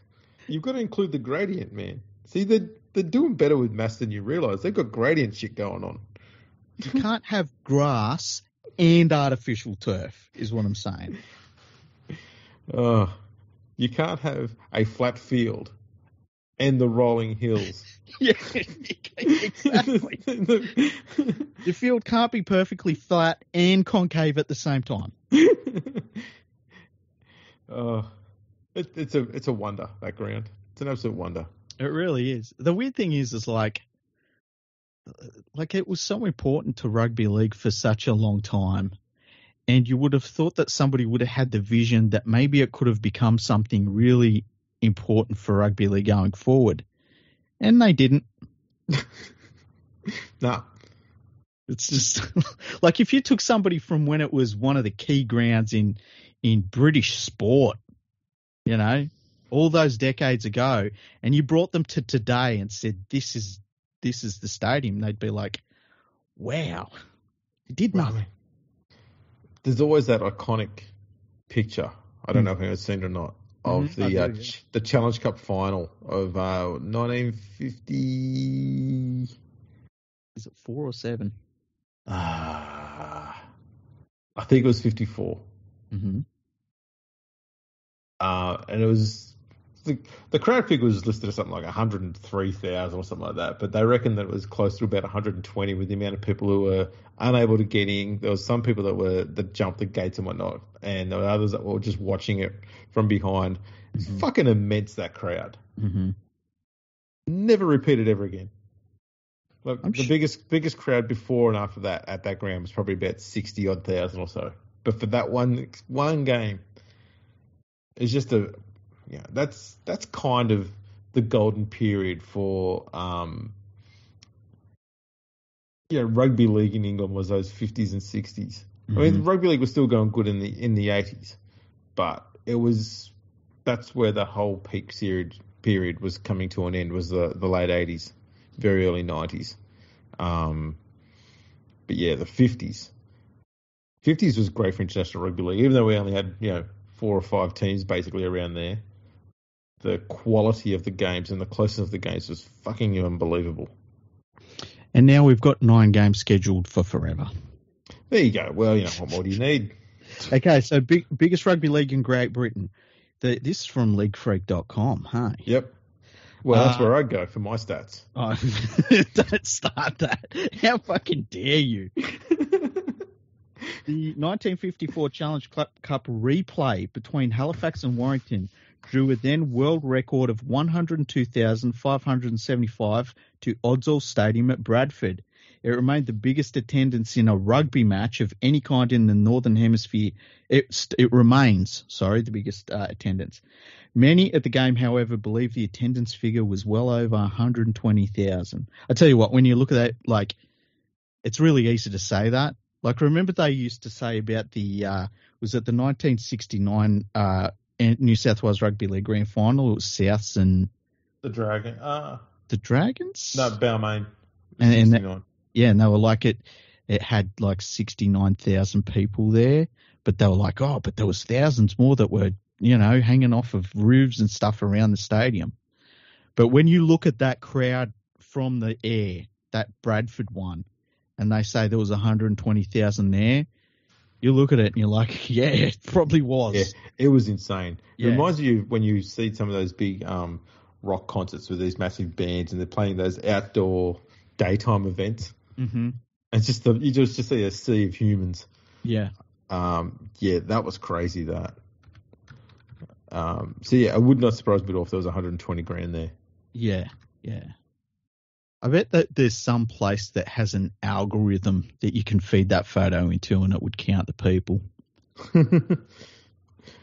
Oh, man. I'm trying to find the picture. Oh, I found tons of pictures of it now. Have you? Yeah. Simply, if you just go to, even better, you can see the hill so well. Yeah, it's insane. It actually looks more like, sometimes you see those massive crowds for NFL games. Yeah. Because of the way the stadium was banked, it looks kind of like that, but the crowd is just so much more immense. It's ridiculous. Yeah. Yeah. That's fucking nuts, man. It really is. It would have been cool if they had made that stadium something really special, but they never did. And look, we tried to find who owns it, and we still don't know. We know that the Rugby Football League said something about having some sort of ownership or something of it, but what's the use of owning a giant ground if you don't do anything to it. Let's have a look here. I've gone to Wikipedia. Okay. It says on here the owner is the Bradford City Council. Okay. The capacity is 26,019. Okay. Think of that and then go, yeah, for that Challenge Cup final, they only had a mere 100,000 more there. Yeah. Fucking insane. It really is. But yeah, I think that's just trying to quickly read on here. So it says here, due to the club's ongoing precarious financial situation and increasing running costs at the stadium, including the £72,000 rent payable to the RFL, the Bulls made the decision to leave Odsal for a financially prudent ground share with Dewsbury to ensure the club's survival. On 1st September 2019, the club played what was believed to be their last game at Odsal, which had been the team's home ground for 85 years. And then 2 years later, they were back there.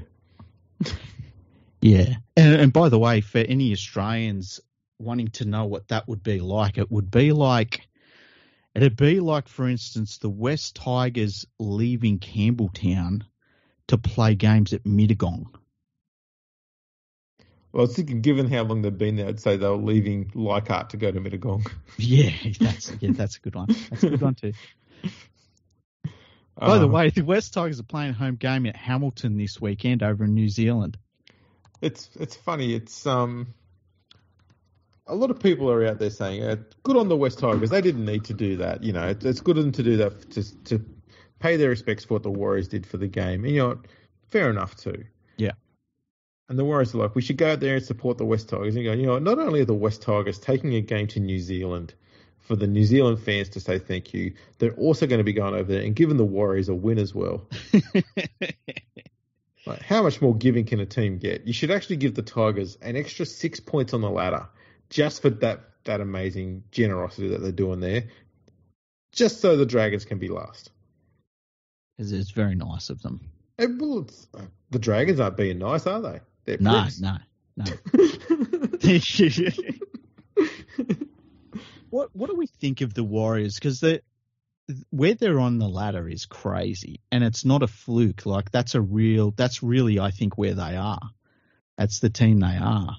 But how do you think that they're going to go in the finals?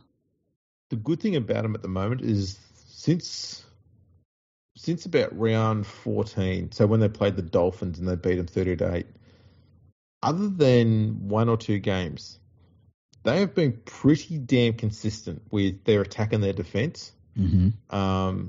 They had a bit of a shock loss to the Bunnies, but other than that, they've been keeping teams pretty well in check.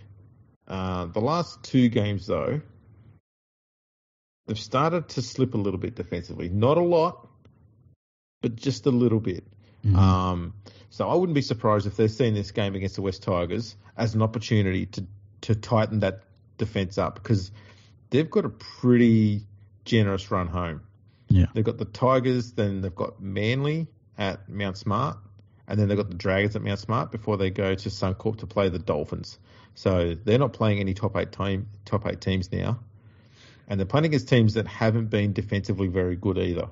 So they're gonna get their attack on fire, but I wouldn't be surprised if they choose to kind of do what Penrith's done the last 2 weeks against much better opposition, and just put on a 20-point win, but focus on trying to keep their opposition to nil. Yeah, because that's what you need your defence to be firing more than anything else when it comes to finals footy. Because their attack's been pretty damn solid and reliable for the best part of the last 3 months. They're currently in third. So the Panthers at the moment, we're recording on Wednesday night, so the round hasn't started. So the Panthers have 36 competition points. The Broncos also have 36 competition points. The Warriors are third with 32. And then just behind them is the Storm with 30 and the Raiders with 30. With that run home, I don't think they're going to catch the Broncos, but they should probably keep that third place on the ladder, which would see them playing the second place team, which I feel like is probably going to be the Broncos. Well, the Broncos have got Parramatta this week. Yeah. They've got a bye in round 25, and then they've got Canberra and Melbourne. That's them Tell you last two what, games though, are a risk for them, hey? I wouldn't be surprised if the Warriors go close to catching the Broncos. That would be... They'll close the gap at least. Yeah, I think they'll close the gap. It's just, man, getting back, what is their for and against like compared to the Broncos? For and against isn't that bad compared to the Broncos. The Broncos lead it 169 compared to the Warriors 121. So they're in striking distance. 1 point between them defensively. Yeah, that's pretty crazy, hey?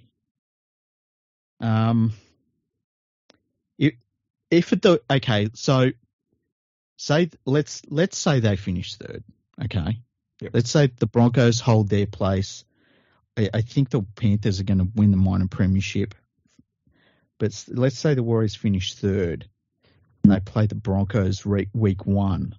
I think that's a pretty close game, and then they would have the week off. That would give them the preliminary final in New Zealand, yep. Which I would guess they'd play at Eden Park. I don't know. I wouldn't be surprised if they'd try to get it at Mount Smart. You reckon? And just keep it all familiar surroundings at home, pack that place out. Yeah, and also, after what they went through during COVID, I think the least the NRL could do is let them play that for their home fans in Auckland. Yeah, in their home stadium, yeah. Yeah. So I would be surprised if they did that. I think the NRL keeps the profits from finals games, don't they? I believe so, yeah. Yeah. Well, I do say the clubs get something, but it's not as much. Yeah, I think they get like a set cut though. Yeah. But it's interesting. If they lost that first game, I would not want to be one of those teams having to play the Warriors the following week in New Zealand. No. Because you're going to walk into just a storm of New Zealand fans who have been dying to watch some footy at that sort of level, Yeah. If they, I wonder, and I've been thinking about this a little bit the last couple of days, like, of the teams that could beat Penrith, could the Warriors just have some weird thing where they beat Penrith?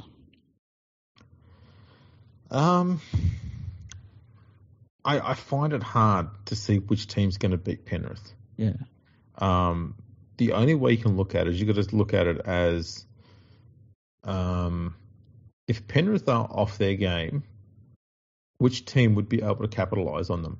Mm-hmm. And I'm not joking here, okay? When the West Tigers have played against Penrith, they've had the fortune of playing against the Panther side that's, the cohesion's not so great because there's a lot of players filling in for players who have been out.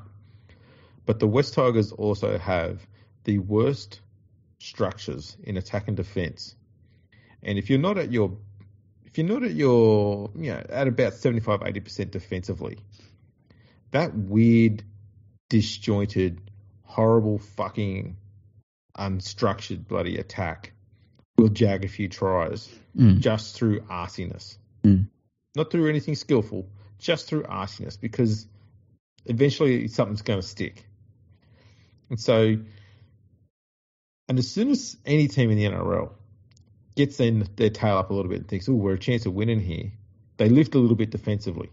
Mm-hmm. And that's all it would take. The Warriors at the moment, though, are not playing a huge amount of unstructured footy. They're playing very consistent, low-risk, high percentages footy, that's all you've got to do to win the majority of games these days. Mm-hmm. I don't think that there's enough out-of-the-box uniqueness about their attack that would be able to take advantage of Penrith. So I think the only team that has, and I know this sounds weird given the recent performance, the only team that's got the more varied attack that could possibly make the most of Penrith not being at their best is probably the Sharks. Do you reckon I think the Sharks are the gold standard of I am not worried about them at all because they don't have any. No. I'm not saying that the Sharks are the team most likely to beat Penrith. I'm saying if Penrith's not at their best and the Sharks have a more varied attack than most other teams, so they're probably going to be a better chance of taking advantage of the Panthers at their worst than any other team is. But I don't see the Sharks, when both teams are even at 80 or 90%, the Sharks have no chance of beating Penrith. It's not even close, and we've seen that.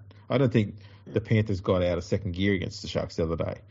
But if the Sharks at full strength were to play the Panthers at the same time the Tigers do, the Sharks would be able to win those games a little bit more comfortably, because they've got a lot more different variations in their attack, and they can change their attack at any old time.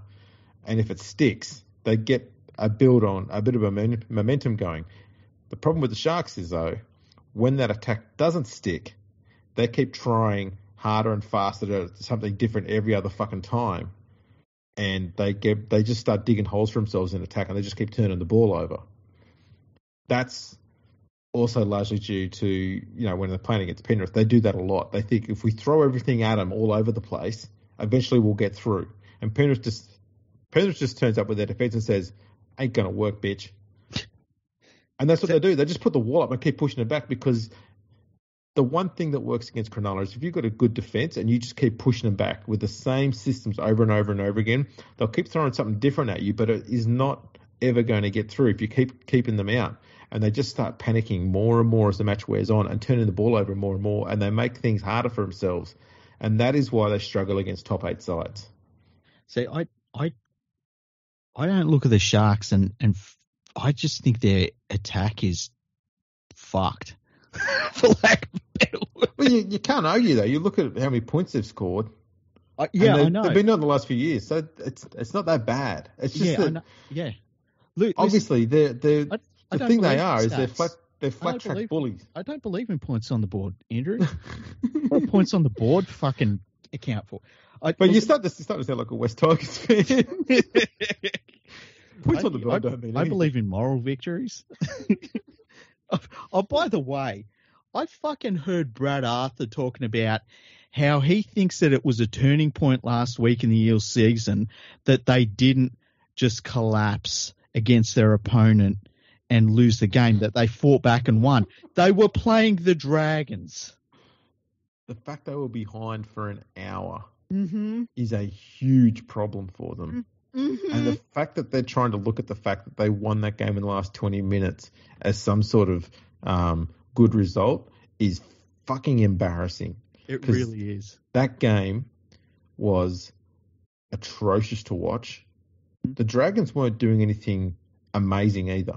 And they put 20 points on. And the worst thing is, 4 of those tries all came from exactly the same fucking play. Mm. And it wasn't a fancy play. It was just throw the ball out to Ravalawa and see what happens. And he just runs a straight line down the sideline and scores every time. You're going, how are you not defending that? How are you not stopping that? 4 times he did that. 4 times he did that to score a try. He did it 2 other times and got denied. 6 fucking times they tried it. Mm-hmm.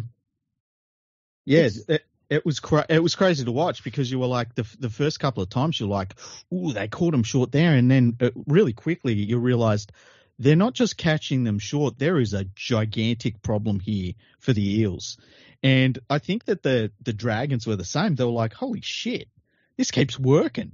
Yeah, and like you say, it wasn't like these fancy plays with decoy runners and stuff. They were literally just shoveling it out to Ravalawa. Yeah, there was one time they went out to him a bit too early. Mm. He still got in. You're like, I mean, come on. Mm. How are you letting the ball get out to him when you know that they're going to go to him through passing? They're not through kicks where they get some arsey fucking bounce go their way. He's in the right place at the right time, like Cartwright scored at the end. Yep. No, they're just passing the ball steadily along, and they get to him, and for some reason your sentence has just gone. Can't be bothered. What? As if anyone runs sideways. Fuck that. It's forwards or nothing for me. Their defense in that game was horrid. And it has been all year, but yeah, that game really showed how bad it was, because like the Dragons just went through them up the middle of the field. And the problem was that the reason the Dragons lost the game is they stopped doing that. Yeah. And, poor ball handling and shit like that. But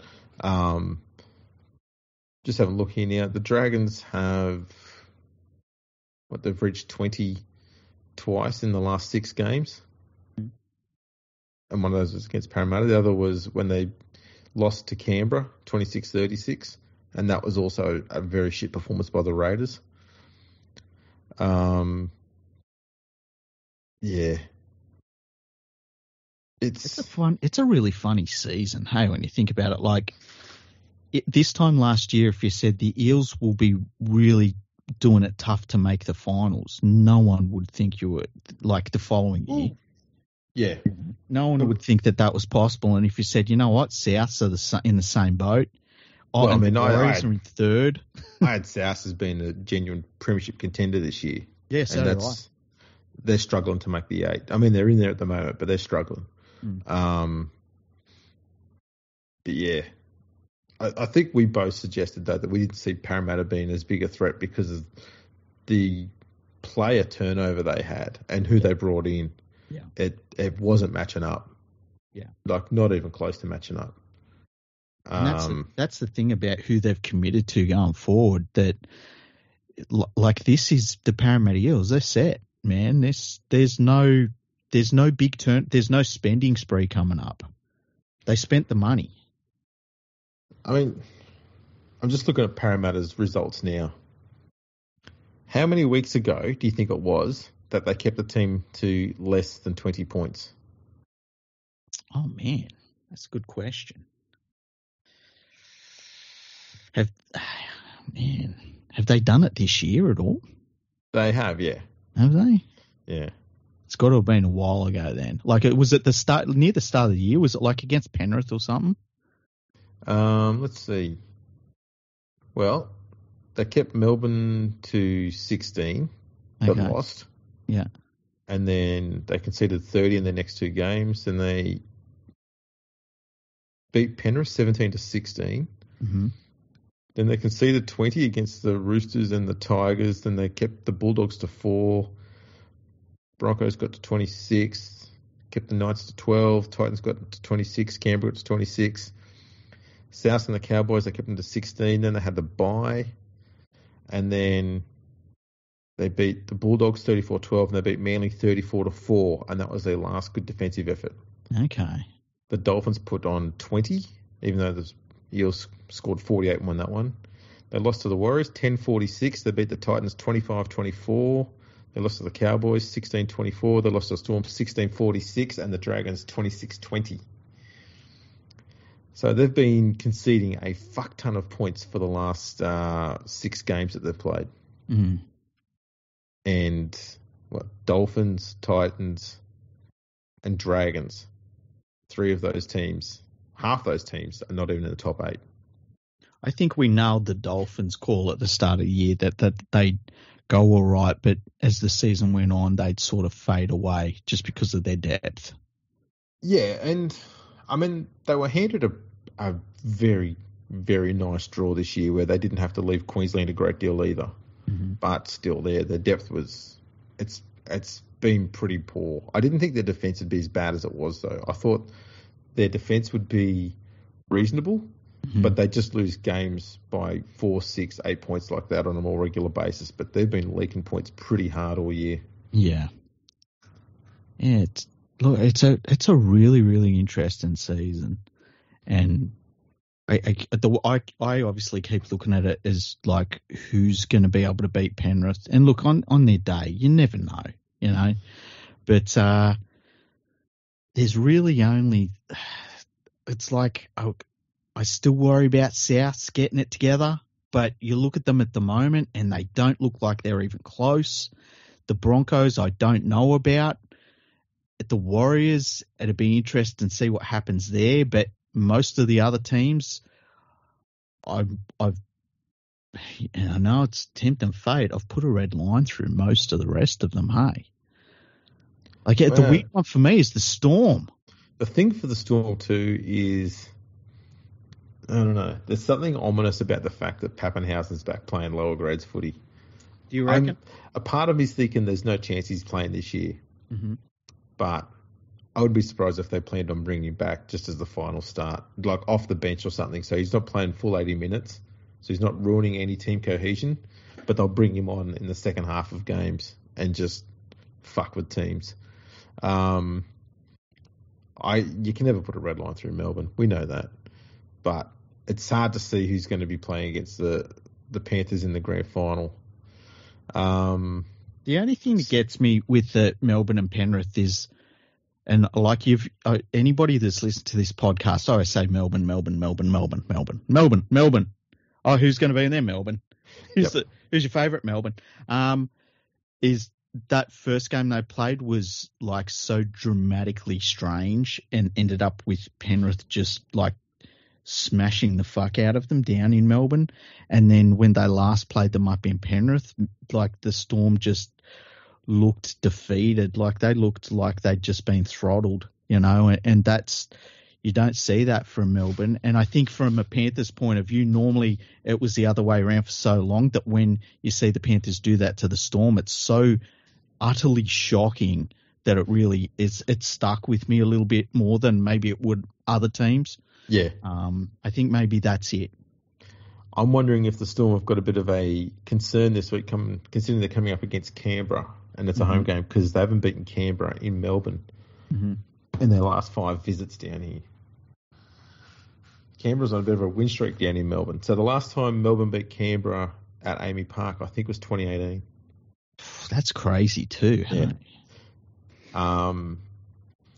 Yeah, the other bit of news, actually, now that I remember, we're talking about Brisbane, is Payne Haas has decided to test the open market at the end of the year. Yes, once again, remember the reaction to when Justin Hodges had the absolute gall to leave Brisbane, and there was this weird breakdown from Brisbane media over it, and a similar thing's happening with Payne Haas, because Haas has this clause in his contract where he's able to do this. Like there's nothing nefarious going on with Haas. It's just he's allowed to go and have a look around. Kind of like every other player. Yeah, it feels like it. Is this the thing? There was a quote on that NRL 360 by David Riccio, who looks like he's kind of cosplaying as a young Montgomery Burns. He looks like what he is, huh? And he said, I wonder at what point players grow up. And he's talking about Payne Haas's contract decision. I was like, what the fuck are you talking about, grow up? Serious? It's weird, isn't it? And of all the people to talk to him, he's talking with that fat mouth fucking idiot Gordon Tallis, and Paul Crawley doesn't know shit, and Braithen Astor just stands there looking at people, nodding. All right. Are any of you going to get a fucking brain anytime soon? You're going to talk about players growing up? How many of your fucking colleagues have been acting like children? Any of them been bullying other mates on radio shows or jumping on fucking car bonnets? Or where's that other bloke who used to be on NRL 360? Yeah, exactly. Who we shan't speak about. Yeah. Yeah. What, Payne Haas has got to grow up? Fucking spare me. And literally he's allowed to. There's nothing that. It's not like he's under contract for the next 4 years, and there's for the rest of his in life. his contract, and he's like, I've locked in this contract. Oh, you know what? I'm going to look around anyway. He's allowed to look around, and it's in his contract. He can do that, and they've hammered him for it. It's crazy. And I think I saw you made a tweet about it, and someone replied with, "Oh, but what about everything Brisbane's done for him?" I was like, "Paid his wage?" Yeah, I found that strange too. I didn't reply to it. No, well, neither did I, because I wanted to, and I thought, no, because all it's going to do is lead down a fucking garden path of more of that same bullshit. And I'm like, I can't be asked doing that. Yeah, it's I think an immature way to look at it is the way I would say. It is, because clubs don't do shit for players other than pay them for their services. 100%. That's all it ever is. Loyalty, you cannot have loyalty in a system like professional sport. You just can't, because if a player remains loyal to a club, he's denying himself an opportunity to make money. And if a club remains loyal to a player, then you get the West Tigers. Right? And hands up if you want to support the West Tigers, but you don't. That's right. You'll keep your fucking hands down. Even I did. But that's the fucking fact. Look how long the Tigers were loyal to Luke Brooks is a good example, knowing full well that it wasn't getting them to the next level where they needed to be. And they persisted with him, and they kept talking about how they were going to keep him there, and they didn't want to lose him, and they still did want to lose him when he wanted to fucking leave. No, we want to make him a Tiger for life. And then it was Luke Brooks deciding he needs to get out and leave that eventually saw him leave the club. Wasn't the club trying to get rid of him? Mm-hmm. And going, being loyal to players achieves fucking nothing for you. Because eventually that player is going to bloody retire. Mm-hmm. Then what? And the thing that people miss with loyalty too is say for instance, a club brings a youngster, a teenager into their ranks and they come through the grades and stuff. But that youngster, they get to 18 and it's clear they just fucking are not good. Yeah. But you're going to be loyal to them. So bring them up into first grade. Let them play 300 games. That doesn't fucking happen unless you're Jared Crocker. Okay. It's just loyalty is bullshit in professional sport unless you're fucking good at some level, unless you're Jared Crocker. So, well, even still, it's like if we were to look at, say, Nathan Cleary in the Panthers, right? Yeah. It's not loyalty that's keeping him at the club or the club with him. It's the fact that both want success and they're both getting it at the moment. He's very good and they're paying him more than $1 million a year. Yeah, but he knows if he goes on the open market, he will get that money, if not more. Mm-hmm. But he's not all players, and I'd say only a minority of players, are driven by how much money they make. Yeah. What they're driven by is success. Yeah. You don't play sport to make money. You play sport to be competitive and to win and be the best. Yeah, because Payne Haas, wherever he goes, is going to earn a big chunk of change. Yeah. That's right. I mean, if it was all about making money, every fucking NRL player would give up playing now and they go and play soccer. Yeah. Less chance of injury. You just got to run around and fall over every now and then. Fucking easy money. You know what they do? They'd all take up oxen. Well, that too, yeah. But geez, Paul Gallen's going to be busy. Yeah. 400 fights a year. Well, look, he made a lot of money being an RSL fighter because that's what most of them are in Australia. Yeah. And there's nothing wrong with that. Keep in mind, Paul Gallen, I don't know what it is about him as an athlete. He just has something extra that other guys don't, and I don't know what it is. It's just a natural. Yeah, it's a natural, he just has it, But, they'd box because it's just easy money. Did you see Jake Paul fought, what's his name? Oh, I'm blanking on his name. He was at the one where I saw there was a Nate Diaz. That's it. There was a front choke or something like that Diaz put on him. Yeah, and Diaz, it was his first boxing match, and I didn't watch it. I didn't watch any of it, but he lost on decision. But then they were talking about will they go back and then fight again, but in MMA, and if he does that with Nate Diaz will choke him out really, really, really quickly. So I don't think that's going to happen. But the thing that gets me about this Jake Paul dude, and I don't know much about him. I don't watch his fights. I don't watch his YouTube stuff. I'm not interested. But I find it really fascinating that this guy is putting on, at the moment, about the biggest professional boxing bouts in the world. And he's actually doing a pretty good job in the boxing ring. And he's fighting actual fighters, but not the top boxers in the world. He's fighting mostly old MMA fighters. But you can't take away the fact that this guy's making fucking so much money doing that. I find that really impressive. Oh, absolutely. It's crazy. And so there's that market is there for it, that almost celebrity boxing market. Maybe they could all go into pro wrestling. Well, it's funny you say that. He's got a brother that is in the WWE as a pro wrestler. Yeah. and is really actually pretty good at it. I have only seen one of his wrestler matches, but like it's not.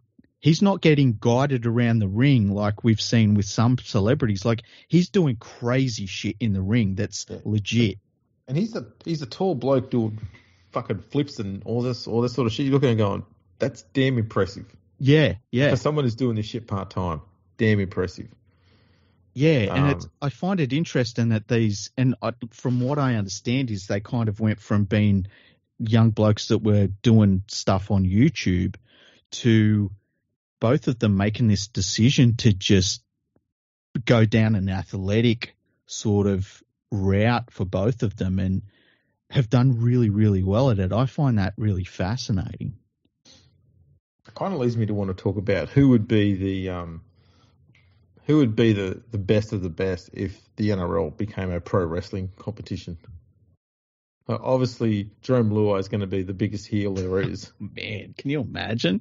He'd be like he'd be like an even more over the top Chris Jericho. Hey, absolutely, coming out with it like pissing everyone off.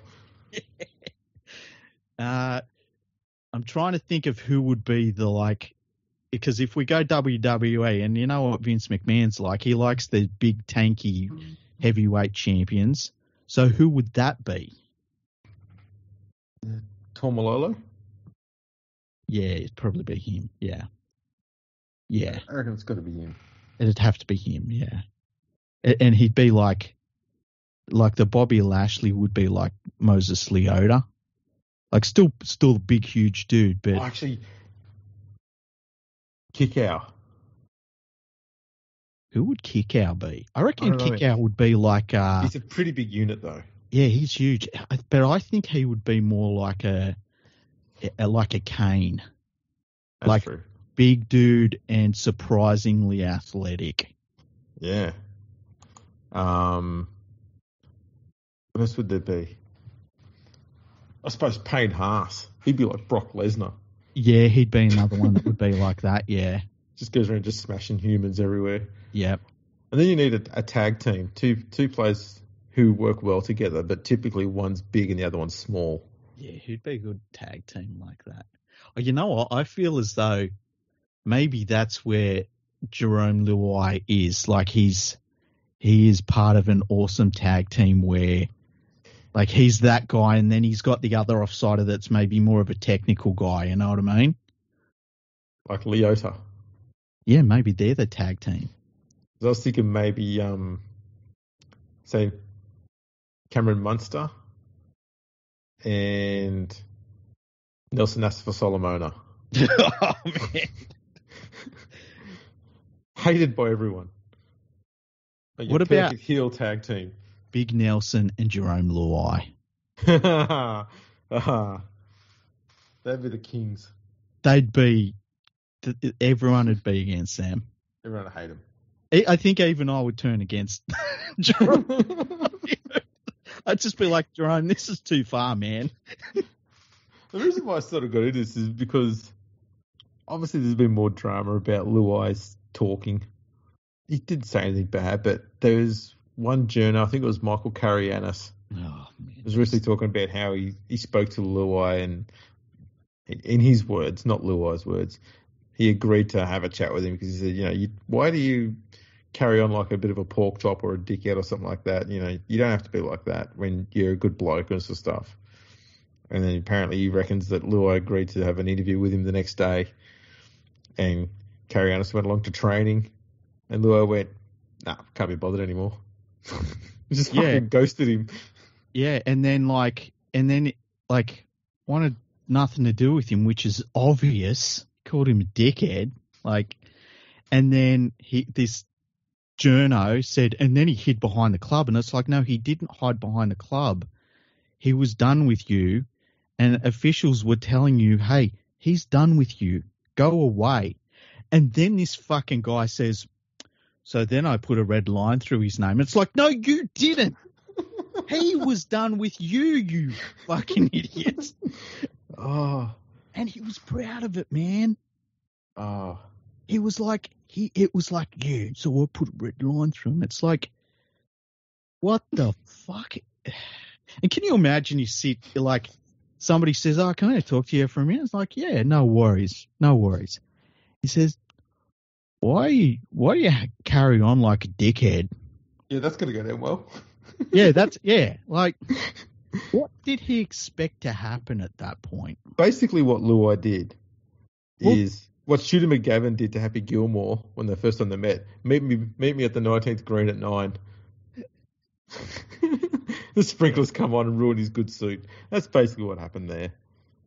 Just so weird that you would expect to get a positive reaction out of someone if you went up and asked them that.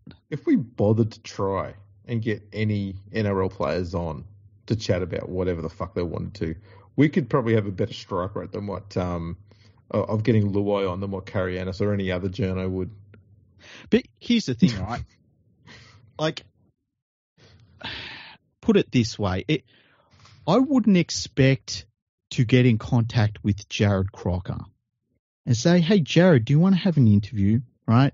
Now, he would never have heard about my thoughts on his defence. No. What defence?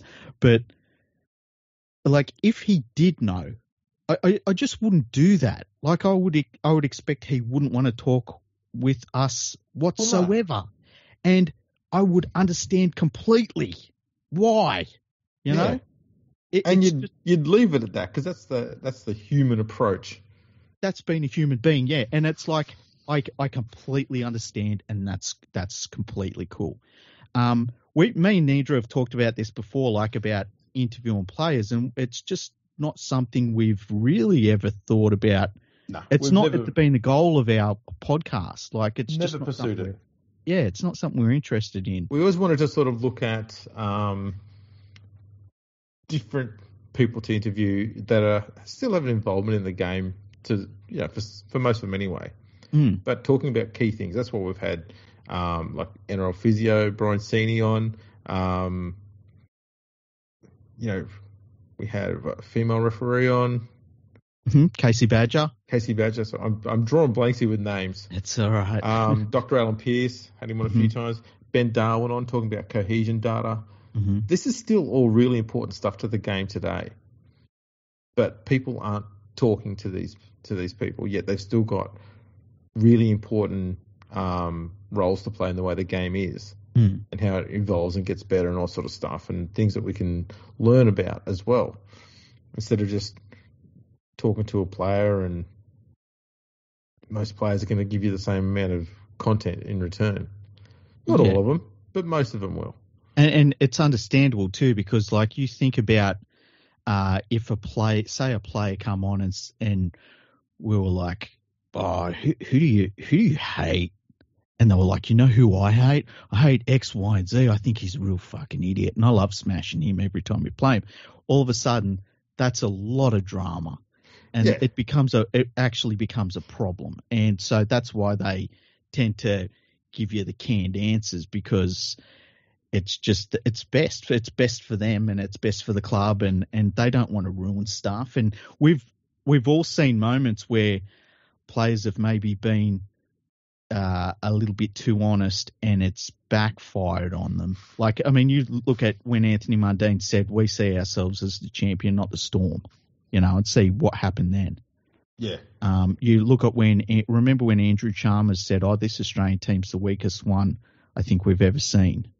And we saw what happened then. Australia gave New Zealand the worst loss that they'd ever had on New Zealand soil. You don't want to give that ammunition to other people, because in rugby league it tends to bite you in the ass. Absolutely. And it bites you in the ass on the field. Yeah. And permanently. Yeah. It never goes away. Yeah. So yeah, a little bit of insight behind how we function. Basically, there's also a lot of organising, what not to be involved there, and we don't do that. Yeah, it's like if somebody said, to talk to a player, you've got to talk to this person and negotiate with them. It's like, let's just find a poorly put together fucking statistical graph of where teams stand and fix it before we tear it apart. Oh, shit. That's us to a T. Yeah. As Freaky called today, I was putting that stats thing together. It took me all of about 10 minutes. And while I'm doing that stats, you're talking about milk and dolphins. And then we hit press record. Yeah, then we were straight into it. That is literally it. There's nothing else to it. Fucking hilarious, though.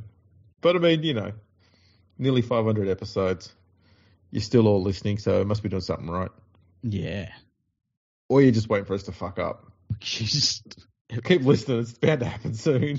Sooner or later. Yeah.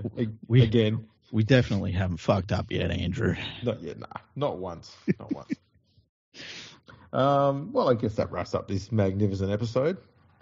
Yeah, it's been fun once again. It's funny how we can get to a point where we're like, yeah, nothing much else is happening in rugby league, and then we talk for another hour. Yeah, we're good at that. Yeah, and we'll probably talk for another hour afterwards. Highly likely, yes. It's like before the last episode we started, I can't remember what we're talking about, but we really started getting into it, and then we're like, we got to stop. It's a podcast. We're doing a podcast right now. We've got to record it. That's actually our most common saying when off air. We're doing a podcast now. Okay, let's press record. That's how it is. All right, well, thanks for tuning in, everyone. Make sure you check us out on the socials, on LinkedIn, Facebook, YouTube, all the other ones. I keep forgetting now. I'm getting old.